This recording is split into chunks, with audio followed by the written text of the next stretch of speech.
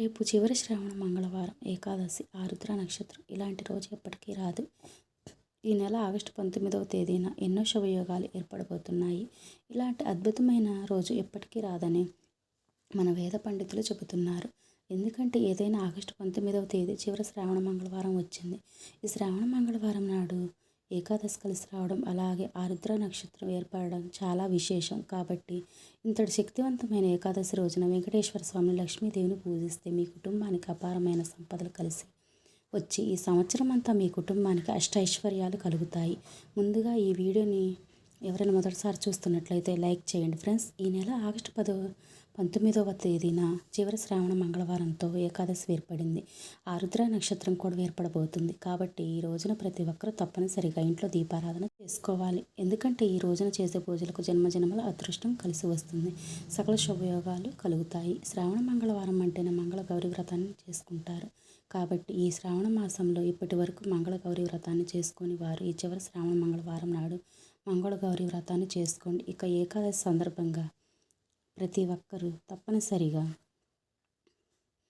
విష్ణుమూర్తిని పూజించాలి. కాబట్టి ఈ ఏకాదశి నాడు ప్రతి ఒక్కరు తెల్లవారుజామున నిద్రలేచి ఇంటిని శుభ్రం చేసుకొని తలస్నానం చేసి ఇంట్లో వెంకటేశ్వర స్వామిని పూజించండి.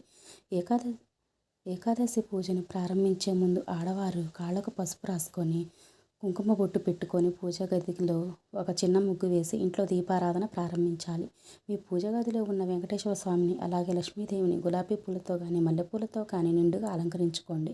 ఎందుకంటే ఈ ఏకాదశి రోజున లక్ష్మీనారాయణను గులాబీ పూలతో కానీ మల్లెపూలతో కానీ పూజిస్తే స్వామివారి అనుగ్రహాన్ని సులభంగా పొందవచ్చు.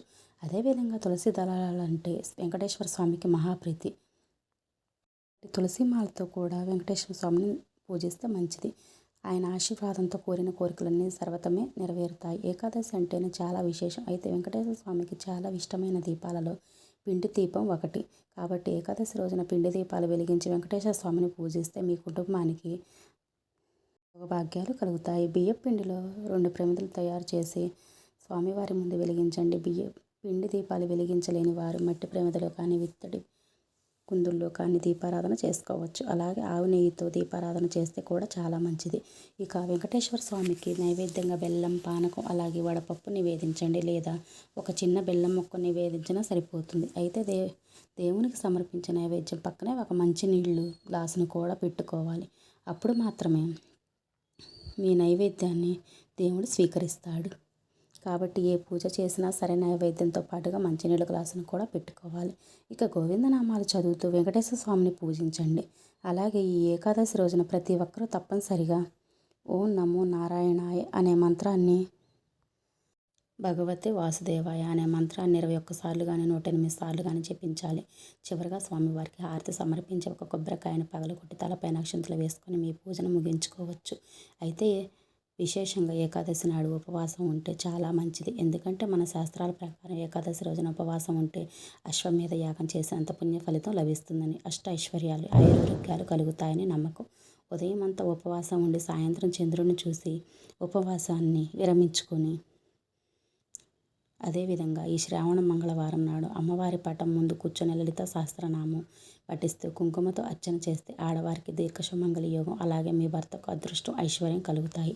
అదేవిధంగా ఏదైనా అమ్మవారి దేవాలయానికి వెళ్ళి అమ్మవారికి పసుపు, కుంకుమ, పువ్వులను సమర్పించండి. అమ్మవారి ఆశీర్వాదం మీ కుటుంబంపై ఉంటుంది. అలాగే ఏకాదశి రోజున తప్పనిసరిగా తులసిని పూజించాలి. తులసి కోటలో దీపారాధన చేసి తులసి మొక్కకు ప్రదక్షిణాలు చేస్తే లక్ష్మీదేవి ఎంతో సంతోషించి అష్టైశ్వర్యాలను, సుఖ సంతోషాలను ప్రసాదిస్తుంది.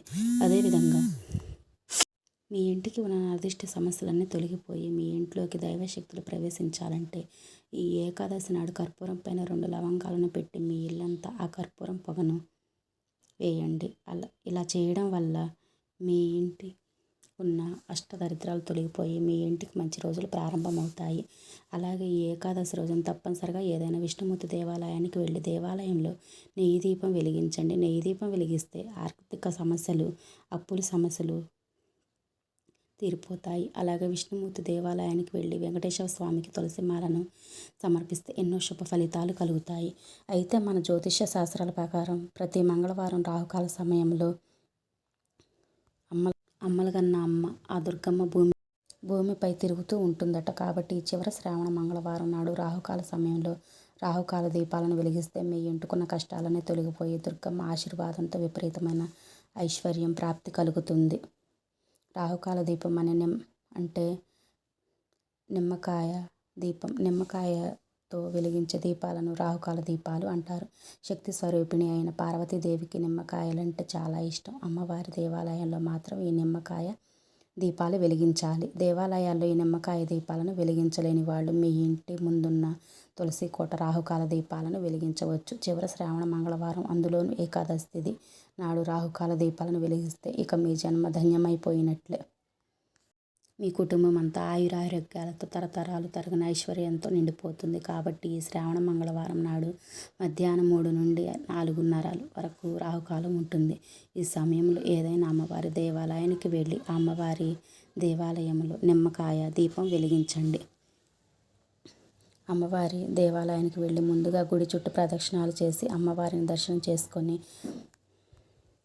ఆలయ ప్రాంగణంలో ఒక శుభ్రమైన ప్రదేశంలో కూర్చొని ఈ నిమ్మకాయ దీపాలను వెలిగించండి. విస్తరాకు పైన నిమ్మకాయ దీపాలను వెలిగించాలి. కాబట్టి ఒక ఇస్తరాకును తీసుకొని ఈ విస్తరాకు పైన ముగ్గు వేసి పసుపుతో గణపతిని అలాగే గౌరీదేవిని తయారు చేసుకోండి. తర్వాత కొన్ని నిమ్మకాయను తీసుకొని ఒక్కో నిమ్మకాయను అడ్డంగా 2 ముక్కలుగా